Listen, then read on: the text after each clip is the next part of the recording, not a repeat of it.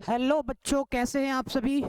जितने भी बच्चे पीएटी की तैयारी कर रहे हैं उनका एक बार फिर से हमारे द करियर मेंटर्स टीसीएम परिवार में फिर से वेलकम है और बहुत ही स्वागत है बच्चों।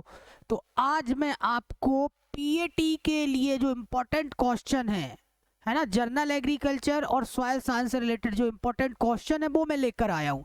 और वन बाई वन में देखेंगे कितने क्वेश्चंस हम इस वीडियो में कवर कर पाते हैं, फिर नेक्स्ट वीडियो में भी कवर करेंगे। और इन क्वेश्चन को अच्छे से देखना, ध्यान से देखना। इसमें पिछले साल के भी प्रश्न हुए हैं, सम्मिलित किए गए हैं और नए प्रश्न भी उन्हीं के आधार पर बनाए गए हैं। तो अंत तक इस वीडियो को देखिए और इन क्वेश्चनों में से 100% मतलब मैं बोल सकता हूँ कुछ क्वेश्चन के आने की संभावना बिल्कुल रहेगी। चलिए बढ़ते हैं वन बाय वन। तो ये है हमारा फर्स्ट क्वेश्चन कि भाई साहब ये तो जर्नल एग्रीकल्चर से क्वेश्चन है कि एग्रीकल्चर किस लैंग्वेज से लिया गया है। तो बच्चे को पता होगा भाई साहब, ये लैटिन से लिया गया है। दूसरा है हमारा green revolution is specially related to, यानी जो हरित क्रांति है मुख्यतः संबंधित है किससे है। तो सभी को पता है बेटा ये किससे था, हमारा जो हरित क्रांति में जो फसल थी किस पर फोकस किया गया था, व्हीट और राइस। तो ऑप्शन नंबर बी हमारा यानी गेहूं और चावल उत्पादन से संबंधित है हरित क्रांति। जो भारत में पूछा गया कि भारत में हरित क्रांति के जनक कौन थे भाई, father of green revolution in India. तो डॉक्टर नॉर्मन ई बोरलॉग ये थे बेटा वर्ल्ड के। और S S S doctor R S परवदार नहीं थे। डॉक्टर एम एस स्वामीनाथन जो थे वो हमारे क्या थे, यानी ऑप्शन नंबर सी यहाँ पर सही उत्तर होगा आपका। डॉक्टर एम एस स्वामीनाथन जो भारत में हरित क्रांति के जनक कहा जाता है। और डॉक्टर वर्गीज कुरियन को बेटा white revolution, father of white revolution, सफेद क्रांति, दुग्ध उत्पादन में इन्होंने क्रांति लाई थी, तो इनका भी याद रखना वाइट रेवोल्यूशन के कहा जाता है। स्टेपल फूड यानी भारत की मुख्य खाद्य फसल है, तो सोयाबीन तो नहीं खाया जाता, मतलब अनाज वाली फसल जैसे बाजरा, बरसीम या चावल। तो सबसे अधिक मात्रा में हमारे सबसे अधिक क्षेत्रफल में चावल और वर्षा आधारित चावल की खेती सबसे ज्यादा होती है, तो स्टेबल फूड हमारा क्या होगा, चावल होगा। क्वेश्चन नंबर 5 है agronomy word is derived from. अब देखो यहाँ से बहुत सारे क्वेश्चन आते हैं, तो बच्चों आपको याद रखना है कि जितने भी आपके चाहे सॉइल साइंस हो, चाहे एग्रोनॉमी हो, चाहे हॉर्टिकल्चर हो, यहाँ पे मैं एक ट्रिक बता देता हूँ आपको कि जिन वर्डों के लास्ट में कल्चर शब्द लगा हो तो वो लैटिन से लिए जाते हैं। लॉजी या नॉमी वर्ड लगा हो तो वो लिए जाएंगे आपके किससे, आपके लिए जाएंगे ग्रीक से। और एक एक्सेप्शन है, अपवाद है, जो है पोमोलॉजी। पोमोलॉजी आपका लॉजी लगा है तो आप बच्चे वो सोचेंगे ये किससे लिया जाएगा, आपका ग्रीक से, लेकिन ऐसा नहीं है बच्चों, ये आपका ग्रीक एंड लैटिन दोनों से लिया जाता, तो याद रखना। तो एग्रोनॉमी तो क्या लगा है लास्ट में, नॉमी वर्ड लगा है ना, तो ये किससे लिया जाएगा बेटा, ग्रीक से लिया जाएगा, यानी ऑप्शन नंबर ये राइट आंसर होगा। एग्रीकल्चर किससे लिया है, लैटिन से, क्योंकि कल्चर वर्ड लगा है। %10% of total workforce in the country is still engaged in agriculture. पूछा गया देश में कुल कार्यबल का 10% अभी भी कृषि संबंधित क्षेत्रों की गतिविधियों में लगा है 2011 की जनगणना के अनुसार। तो लगभग 54.6% यानी 54% जो अभी भी पॉपुलेशन इंडिया की वो कहाँ से रोजगार पा रही है, कृषि से। चलो, सोयाबीन फसल मुख्य रूप से किस राज्य में उगाई जाती है, तो मध्य प्रदेश में मुख्यतः सोयाबीन की फसल उगाई जाती है। शेयर ऑफ एग्रीकल्चर सेक्टर राष्ट्रीय सन 2020-21 राष्ट्रीय अर्थव्यवस्था में कृषि क्षेत्र का योगदान कितना है, तो कृषि क्षेत्र का योगदान लगभग 19.9% है। तो राष्ट्रीय अर्थव्यवस्था में पूछा गया जीडीपी में। इसके बाद क्या लिखा है इसमें, येलो रिवोल्यूशन, पीली क्रांति संबंधित है। तो पीली क्रांति किससे संबंधित है भाई साहब, फूड ग्रेन से तो नहीं, फूड ग्रेन से तो आपका टोटल हरित क्रांति थी। पल्स प्रोडक्शन से तो नहीं है आपकी, लेकिन पीली यानी पीला क्या होता है बेटा, सरसों, और सरसों से क्या निकाला जाता है, तेल। तो option number C will be the right answer. यहाँ पर आपका सी वाला ऑप्शन सही होगा, यानी तेल उत्पादन से। क्वेश्चन नंबर 10 है हमारा food grain production of India in 2021-22।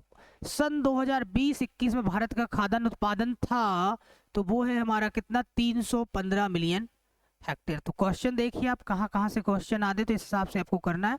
How many elements are essential for plant growth, पौधों की वृद्धि के लिए कितने पोषक तत्व आवश्यक होते हैं। तो राइट आंसर कितना है हमारा, 17 पोषक तत्व पौधों की वृद्धि के लिए आवश्यक होते हैं। निम्नलिखित में से किसने पौधों में आवश्यक खनिज पोषक तत्वों का सिद्धांत प्रतिपादित किया, प्रस्तुत किया? तो ये है हमारे आर्नन और स्टाउट। इन दोनों ने क्या बोला कि भाई साहब कितने पोषक तत्व पौधों के लिए आवश्यक होते, तो याद रखना। और ये कब किया गया था? 1939 यानी 1939 में ये सिद्धांत इन्होंने आवश्यक पोषक तत्वों का प्रतिपादित किया था। चलिए क्वेश्चन नंबर 13 है हमारा, यानी 13 क्वेश्चन है, कौन सा आवश्यक पोषक तत्व नहीं है? यानी कौन सा आवश्यक पोषक, देखो नाइट्रोजन तो बहुत इंपॉर्टेंट हो जाता है, तो फर्स्ट तो हमारा बिल्कुल सही है। कैल्शियम, सोडियम या सल्फर, तो कैल्शियम भी इंपॉर्टेंट होता है लेकिन सोडियम हमारे लिए आवश्यक, यानी पौधों के लिए आवश्यक नहीं होता। क्वेश्चन नंबर 14 है, plants absorb nitrogen from the soil is, पौधे मिट्टी से नाइट्रोजन का अवशोषण किस रूप में करते हैं? तो किस रूप में करते हैं? नाइट्रेट के रूप में करते हैं बच्चों। किसके?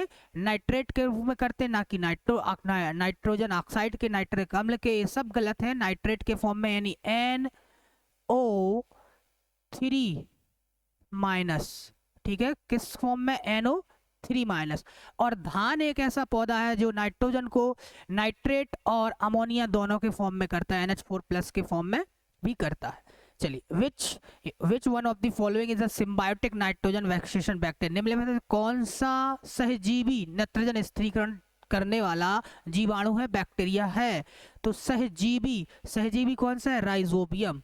तो हमारा राइजोबियम जो है ये क्या है? ये देखो एजोला, ये वाटर फर्न होती है, एल्गी फंगस होता है, राइजोबियम बैक्टीरिया होता है, एजेटोबैक्टर।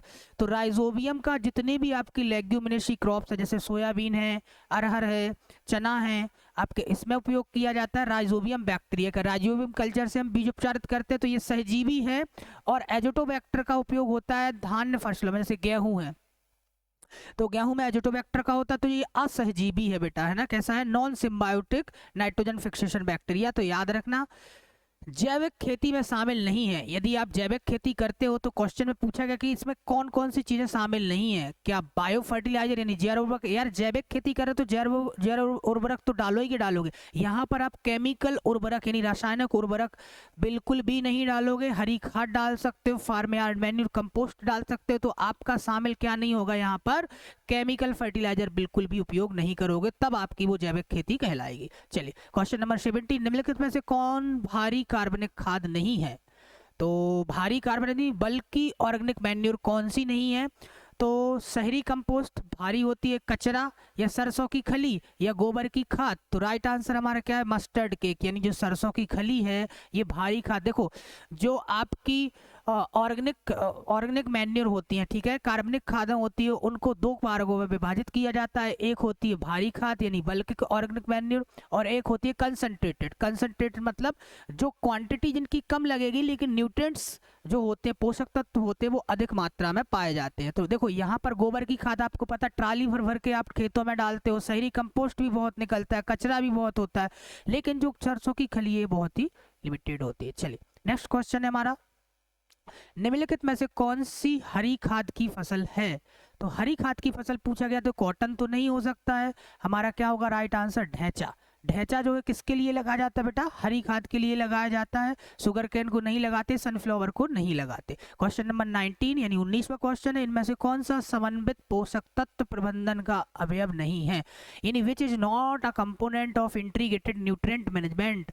तो इंटीग्रेटेड न्यूट्रिएंट मैनेजमेंट का कौन सा नहीं है? तो देखो शाकनाशी का यूज करोगे क्या, जैव उर्वरक का, फसल अवशेष का, या रासायनिक उर्वरक का?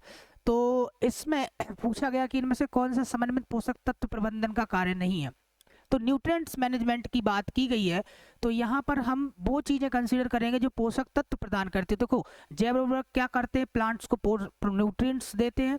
क्रॉप रेसिड्यू वो भी कार्बनिक मैटर यानी जैव वो ही है, और रासायनिक उर्वरक भी देते हैं तो वो भी करेंगे। लेकिन क्या हर्बिसाइड प्लांट्स को न्यूट्रिएंट प्रोवाइड करते हैं? शाकनाशी नहीं भाई साहब, ये तो बीडी साइड मतलब शाक को मारने के लिए होते हैं, तो इनमें ये वाला शामिल नहीं होगा। तो राइट आंसर हमारा हो जाएगा ऑप्शन नंबर ए।